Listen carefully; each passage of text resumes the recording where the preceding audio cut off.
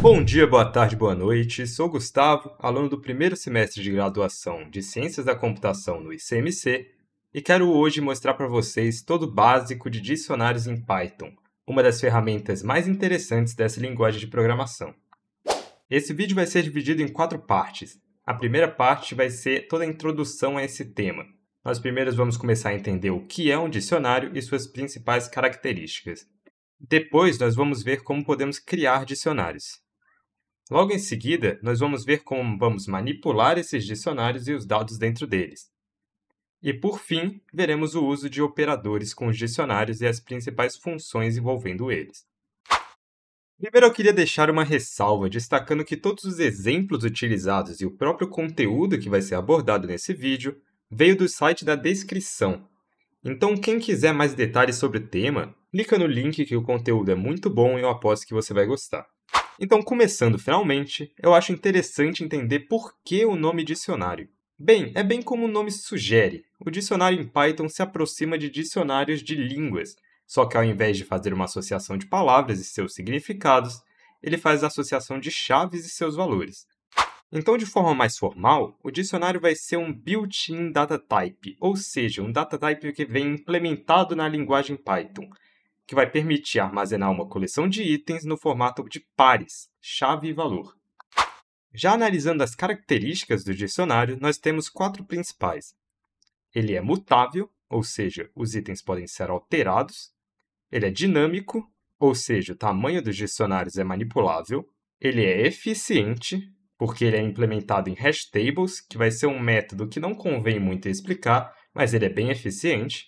E ele também vai ser ordenado, pelo menos a partir do Python 3.7, já que a partir dessa versão ele vai manter a ordem dos itens como sendo a ordem que eles forem inseridos.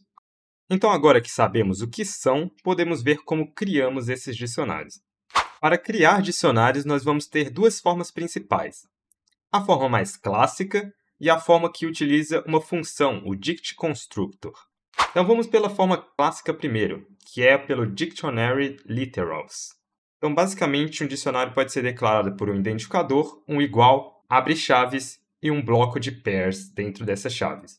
Cada pair dentro do dicionário vai ser separado por vírgulas e a chave vai ser separada do seu valor por 2 pontos. Já para usar a segunda forma, o dict constructor, nós vamos utilizar ele como uma função para criar dicionários. Nós utilizamos o identificador e atribuímos a ele o dict com seus argumentos para criar o dicionário. Os argumentos para a criação do dicionário podem ser diretamente keywords, que possuem um valor atribuído e que vão funcionar como itens, ou podem ser um iterable de pairs, que vão funcionar como os pares chave-valor.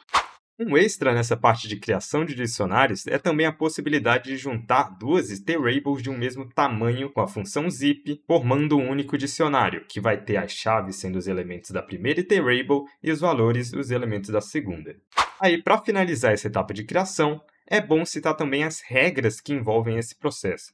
Nesse caso, nós temos basicamente regras para a criação das chaves. Os valores não possuem uma restrição, sendo que eles podem ser até mesmo dicionários. Então, as regras para chaves são basicamente 2 condições. As chaves devem ser hashable, ou seja, devem ser objetos que podem ser passados para uma função hash, que são basicamente todas as iterables não mutáveis, ou seja, você poderia passar uma lista, por exemplo. E a outra condição é que as chaves devem ser únicas, o que significa que a gente não pode ter 2 chaves iguais. Na verdade, a gente até pode ter 2 chaves iguais, mas o segundo valor sempre vai permanecer. Você não vai conseguir acessar essas 2 chaves. Quando você acessar a chave, você sempre vai acessar o segundo pair. Então, finalizando as condições, nós finalizamos também a parte de criação de dicionários. E podemos partir para a terceira parte, que é manipulando dicionários. Então, agora na terceira parte, nós vamos abordar a manipulação dos dicionários. Essa provavelmente vai ser a parte mais longa do vídeo, visto que os dicionários apresentam uma gama de possibilidades de manipulação, o que é justamente um dos motivos de serem tão importantes. Então, primeiro vamos começar pelo básico. Como acessamos um valor do dicionário? Para isso, temos basicamente que utilizar a chave associada a esse valor. Nós vamos utilizar, então, o identificador do dicionário, mais a chave que queremos entre colchetes. Isso é suficiente para acessar o valor associado se seu item estiver em um pair simples. Mas se o valor for uma iterable, por exemplo, como uma lista, você vai querer acessar cada elemento da lista isoladamente. Então, para fazer isso, nós vamos utilizar a mesma sintaxe, só que adicionamos mais um colchete para o índice na iterable. Outra manipulação que podemos querer fazer é a de expandir dicionários.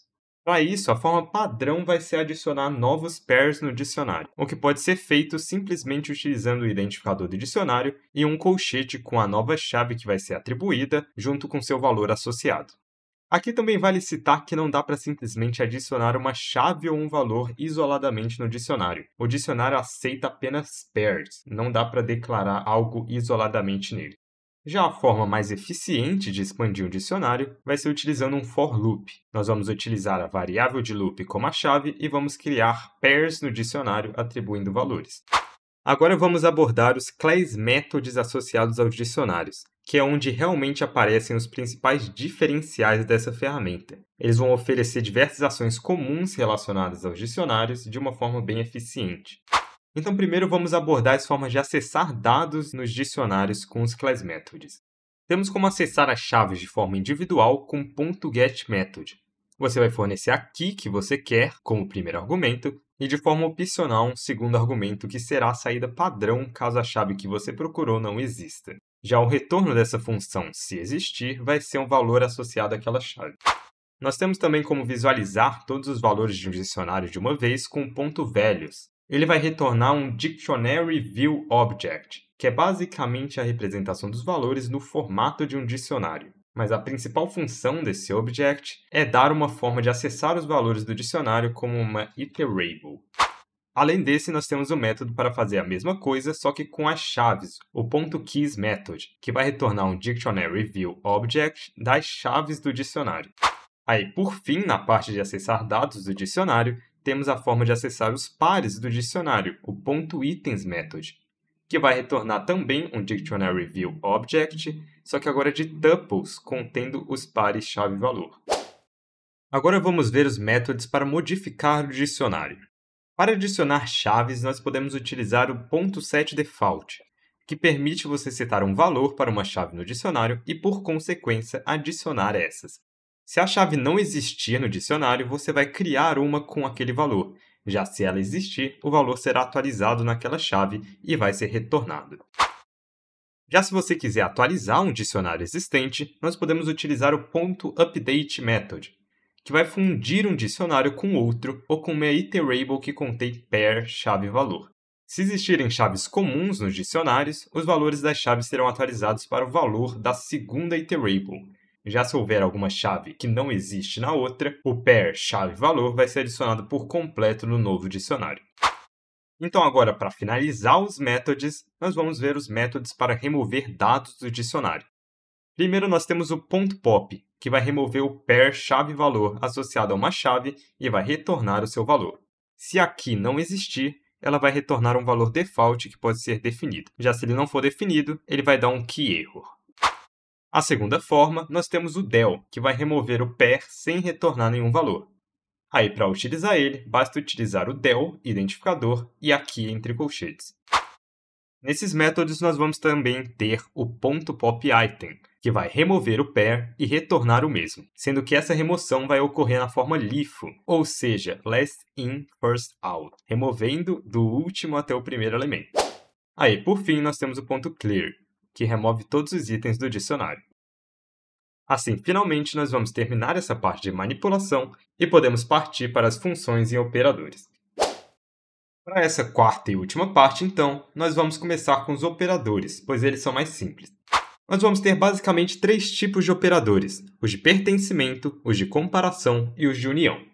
Os operadores de pertencimento vão permitir a gente verificar se um determinado item, key ou valor existe dentro do dicionário. Para fazer essa comparação, a gente vai utilizar muitos métodos que vimos anteriormente, os .item, .keys e .values. Aí, nessa parte, nós vamos ter dois operadores de pertencimento. O in, que verifica se o elemento existe, retornando true ou false para existe e não existe, e o not in, que faz o oposto, ou seja, verifica se o elemento não existe, retornando true para não existe e false para existe. Já os operadores de comparação, nós vamos comparar dicionários. E com adicional, a gente desconsidera a ordem. Nós também vamos ter dois operadores, que vão ser os operadores padrões da maioria das linguagens, ou seja, o igual, que vai retornar true se forem iguais, e diferente, que retorna true se for diferente. Para fechar essa parte de operadores, nós vamos ter os operadores de união, que o intuito vai ser gerar um novo dicionário fundindo os elementos de cada um.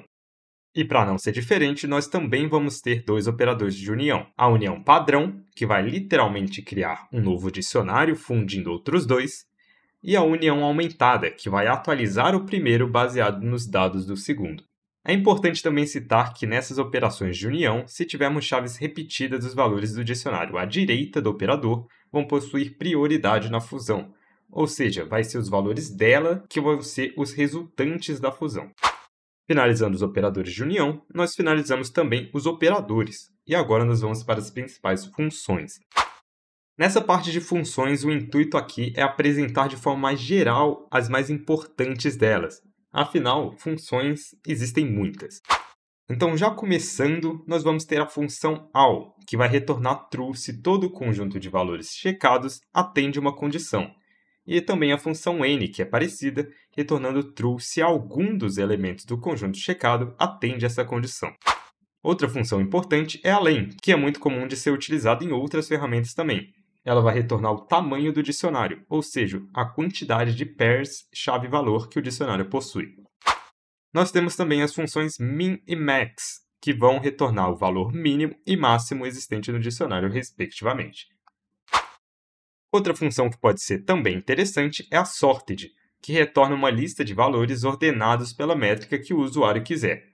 Quando a gente utiliza essa função, o mais comum é ordenar em forma crescente ou decrescente. Para isso, você vai utilizar a função lambda, assim como no exemplo na imagem. Aí, se você quiser criar um dicionário ordenado a partir do sorted, você só precisa utilizar um dict na lista que a função retorna. Aí, para finalizar de uma vez por todas, a última função interessante é a sum, que vai extrair a soma de todos os valores do dicionário. Então, é basicamente isso que eu tinha para apresentar para vocês. Espero que vocês tenham curtido o conteúdo e a forma que ele foi apresentado, e se puderem ajudar com like, e especialmente com o formulário que está na descrição do vídeo, eu ficaria muito grato também. É isso então, vejo vocês na próxima, valeu, falou!